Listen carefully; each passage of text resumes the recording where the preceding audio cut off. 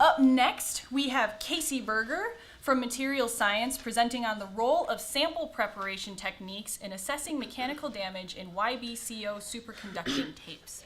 Hello, my name is Kasey Berger. I'm a materials science major at UWEC, and I have been researching a superconductor called YBCO, which is short for yttrium barium copper oxide.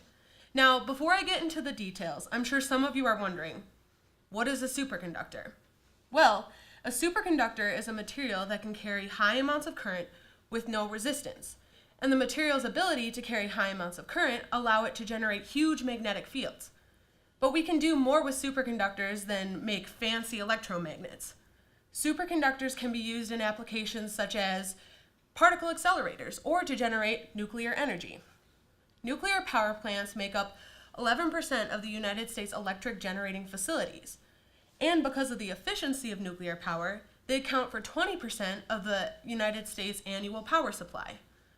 But nuclear energy creates radioactive waste, and it requires uranium. But nuclear fusion energy doesn't create any nuclear waste, and it creates limitless energy.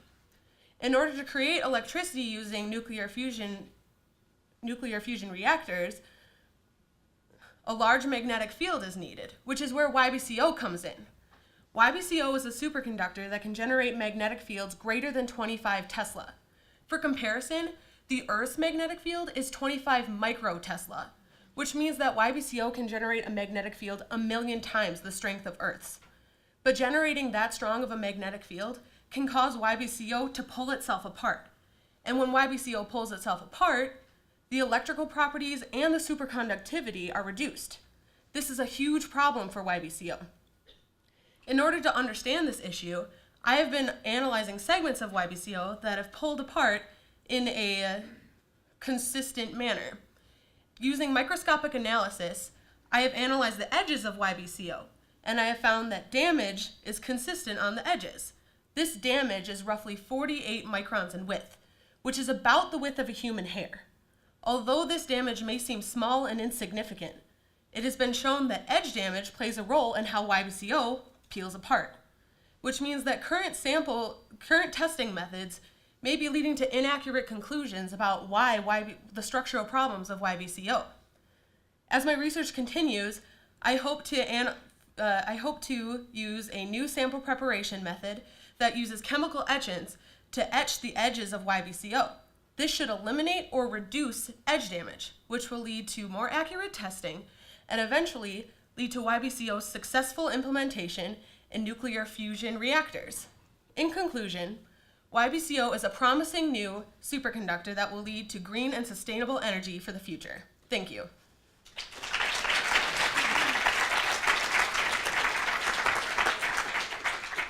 All right, judges, you have your question.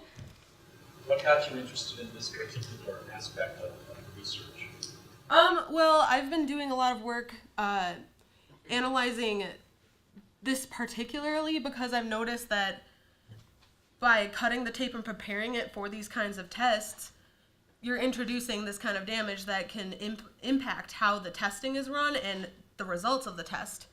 And that means that the superconductor, the problem that's being addressed might be the wrong problem if the testing is pointing you in the wrong direction. And so to make YBCO as strong of a superconductor as it can be, you need to address the right problem. And that's what I'm trying to do with my research, is pointing everyone in the right direction with the problem and addressing that problem. So